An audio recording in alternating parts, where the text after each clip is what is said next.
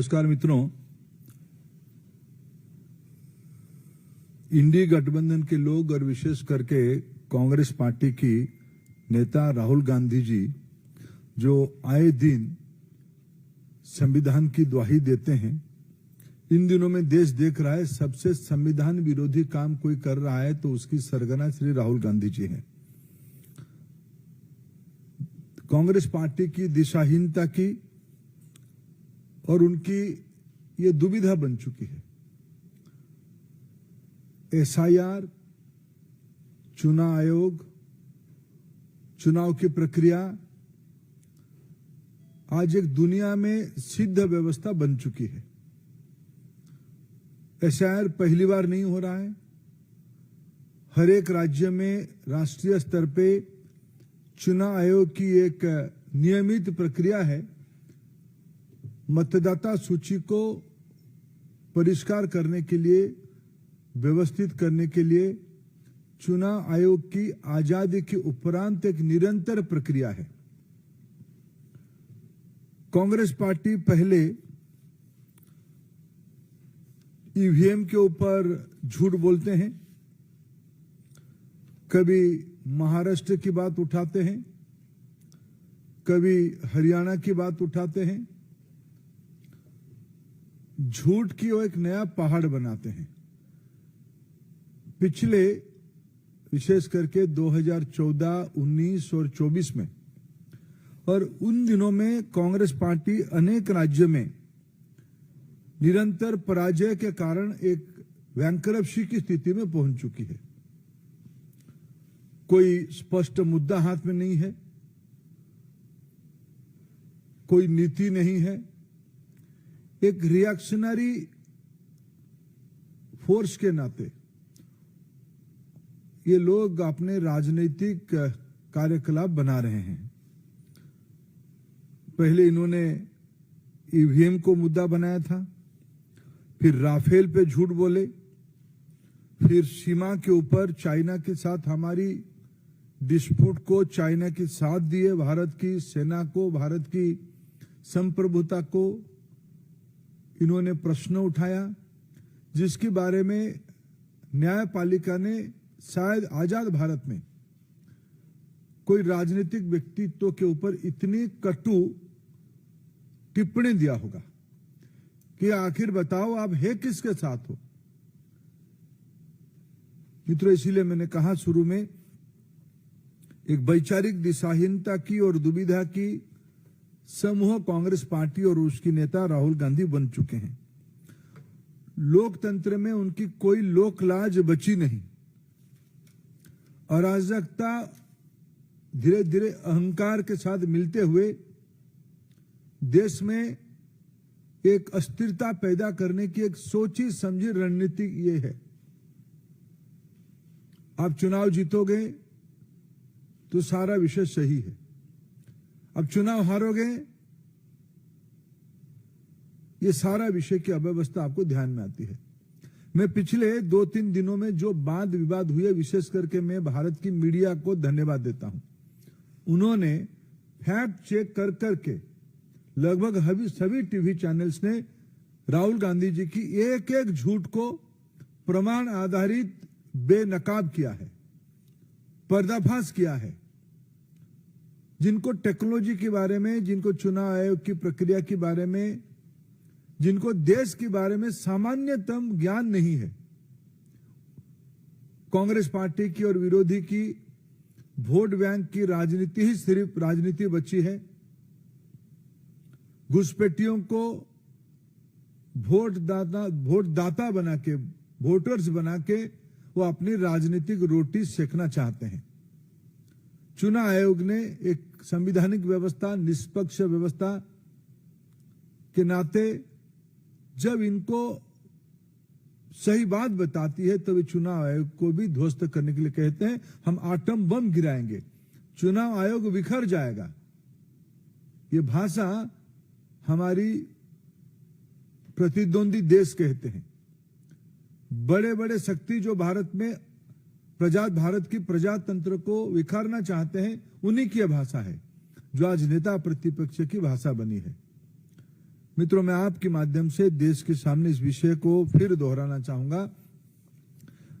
आपको मुद्दा पे अटकनी चाहिए, मुद्दा आधारित राजनीति करनी चाहिए।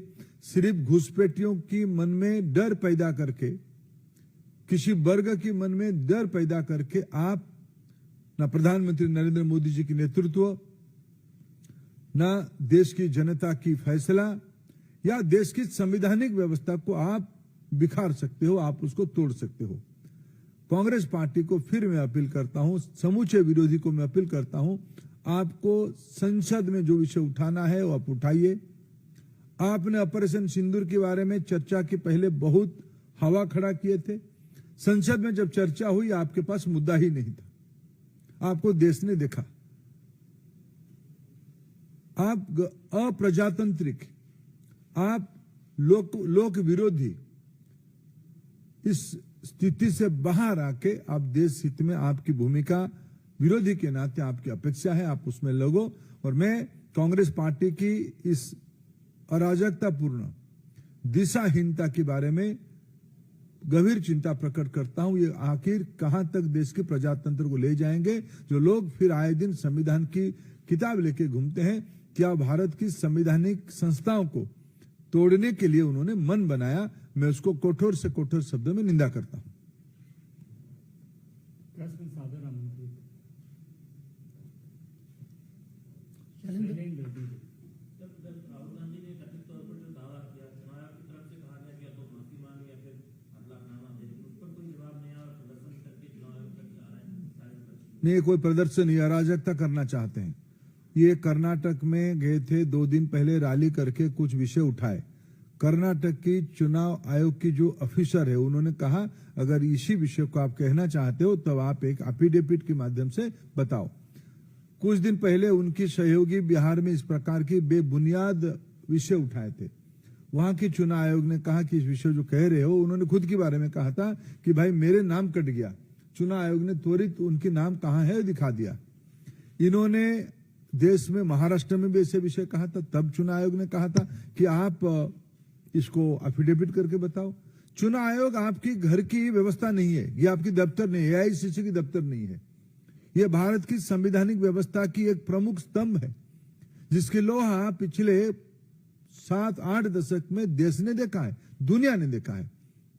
आप जो आरोप करते हो, आपको संविधान में रत्ती भर विश्वास होता तब आप एफिडेविट देते, चुनाव आयोग के सामने अपनी बात रखते। आप गाली गुलज करके, अराजकता पैदा करके देश में एक अशांति की माहौल बनाने का प्रयास कर रहे हो। सर, 30 सांसदों के प्रतिनिधि मंडल से मिलने की बात जो है वो चुनाव आयोग ने कहा है। इस पर विपक्षी सांसदों का कहना है कि क्या चुनाव आयोग के पास जगह कम है या उनकी मंशा नहीं है कि वो अधिक से अधिक सांसदों के साथ मुलाकात करें? मैंने कहा कि देखिए, प्रजातंत्र में एक प्रतिनिधि होता है। हमारे देश में 140 करोड़ जनता है। आखिर लोग विधानसभाओं में चुनते हैं। विधानसभा तो उस राज्य की जनता की नहीं बनती है, प्रतिनिधियों की बनती है, चुनाव से बनती है। लोकसभा में आज हम सदस्य हैं, राज्यसभा हम सदस्य हैं। लोकसभा राज्यसभा में तर्क करना, वितर्क करना, विषय उठाना उसकी एक प्रक्रिया है। चुनाव आयोग भारत की एक संवैधानिक व्यवस्था, उसको कोई भी मिल सकता, कोई मिलते हैं, सामान्य वोटर भी मिलके जाते हैं। आजकल टेक्नोलॉजी के जमाने में चुनाव आयोग के सामने उनके पोर्टल में कुछ विषय रखो तो तुरंत उसकी उत्तर भी आती है, वोटर्स के संबंध में और कोई जानकारी के संबंध में। अगर विरोधी पक्ष आज उनको मिलना चाहते थे, शायद मैं अभी तक आते तक, मैं तो चुनाव आयोग हूं नहीं, चुनाव आयोग उसकी स्पष्ट करेगा, लेकिन मैं आप लोगों के माध्यम से, मीडिया के माध्यम से जितना जान रहा था अभी यहाँ आने तक, उनको चुनाव आयोग ने 30 प्रतिनिधि को मिलने की अनुमति दिया है। अगर आप उस प्रतिनिधि ना जाके आप एक समूह खड़ा करके फोटो ऑप करना चाहते हो तो आप ही के पास उत्तर है। आप ऐसे अराजकता को देश में प्रश्रय देना नहीं देना चाहिए, मैं आपकी विवेक के ऊपर छोड़ता हूं। आप ही खुद कहते हो 30 लोगों का अनुमति चुनाव आयोग ने दिया था। आप उस 30 प्रतिनिधि को, क्या आपकी इंडी गठबंधन की जो बैठक बैठते हो, क्या आपकी सारे पार्टी के एमपीओ को लेकर बैठते हो क्या? आप तो वहां तो आपका विवाद है कि कौन आगे बैठा कौन पीछे बैठा। सब चीजों की एक कायदा होती है। 30 सांसद कोई कम नहीं होते हैं। हर एक पार्टी के प्रतिनिधि तो आपके पास जैसे चुनाव आयोग ने दिया है, ऐसे मैंने अखबारों टीवी के माध्यम से जानकारी लिया अभी।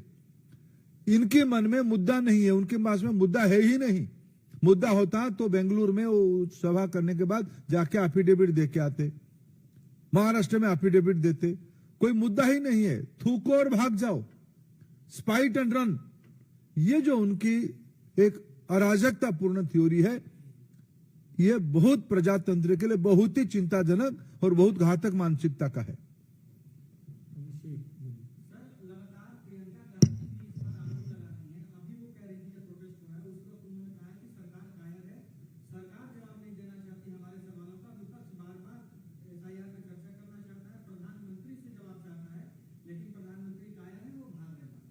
देखिए, मैं इस प्रकार की असभ्य अशालीन शब्द जो भी माननीय सदस्य लगा रहे उनकी बारे में देश विवेक करे। मैं इनको निवेदन आपके माध्यम से निवेदन करूं।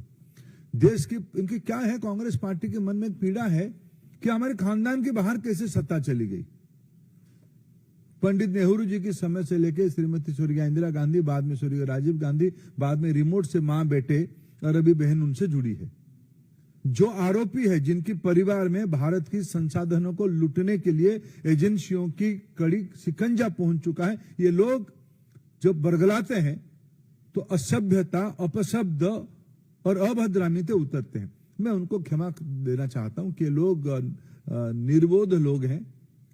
जब व्यक्ति चोरी करे और सीनाजोरी करे, इस प्रकार की, जब मैं समझ सकता हूं, जब उनकी परिवार के लोग, आत्मीय लोग भारत के संसाधनों को लूटने की मामले में जेल की सलाखों तक पहुंचेंगे, कोई बेल में है, कोई जेल की जाने के इंतजार में है। इस प्रकार की बौखलाहट अपेक्षाएं, आखिर संसद में कोई भी विषय पर हम आलोचना कर ले के लिए हमारी असहमति नहीं है, लेकिन जहां चर्चा जो विषय हो सकता है वही होगा। क्या हम सुप्रीम कोर्ट की कार्य पद्धति के बारे में हम चर्चा करते हैं?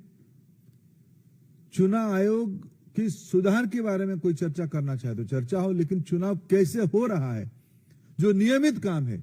फिर मैं कह रहा हूं, मैं सामाजिक विषयों की विद्यार्थी हूं, राजनीति शास्त्र की विद्यार्थी हूं। पिछले 40 साल से भारत की चुनाव में मैं कार्यकर्ता के रूप में काम कर रहा हूं। मतदाता सूची में नाम जुड़वाना और कटना आजादी के उपरांत की प्रक्रिया है, चुनाव आयोग बनने के बाद ही प्रक्रिया है। मैं 40 साल से एक बूथ स्तर के कार्यकर्ता के नाते कई बार नाम जुड़वाया हूं, कई बार जो गलत नाम जुड़ जाता है कहीं से, मैंने कटवाने का अर्जी दिया हूं। आज भी चुनाव आयोग ने यह स्पष्ट रूप में कहा है कि जहां जहां एसआईआर हो रहा है, जो सही व्यक्ति कट गया है वो आए, हम उनको जोड़ने की अपील की व्यवस्था है। मैं राहुल गांधी जी को चुनौती देता हूं, समूचा विपक्ष को चुनौती देता हूं। अभी एसआईआर बिहार में चल रहा है, अगर वो इतना राजनीतिक सक्रिय कार्यकर्ता है, उनके पास उनकी पार्टी की बीएलए है, उनकी पार्टी की संगठन अगर है तो है, नहीं है किराए पे लिए तो अलग बात है। अगर है, राहुल गांधी खुद जाए बिहार में, अभी भी टाइम बचा है। जिन लोगों को कहते हैं नाम काट दिया, उनकी एक भी नाम जुड़ा के आए। मेरे मानता हूं चुनाव आयोग की निष्पक्षता इतनी होगी, हमारे संविधान में इतनी ताकत है, उनके नाम जुड़ जाएगा। नाम है ही नहीं। आप चाहते हो बांग्लादेशी घुसपैठियों की नाम भरना, देश की अधिकार को आप विदेशियों के हाथ में सौंपना चाहते हो। यह आपकी निहित वोट बैंक की राजनीति है, यह आपकी तुष्टीकरण की राजनीति है। आप जोर जोर से एक विषय को, गलत विषय को एक का थिएटरिक्स करके आप जनता को भ्रमित करने का अपचेष्टा कर रहे हो। 14, 19, 24 में और अनेक राज्यों में आपको जनता ने उसके बारे में उत्तर दिया है। बहुत बहुत धन्यवाद।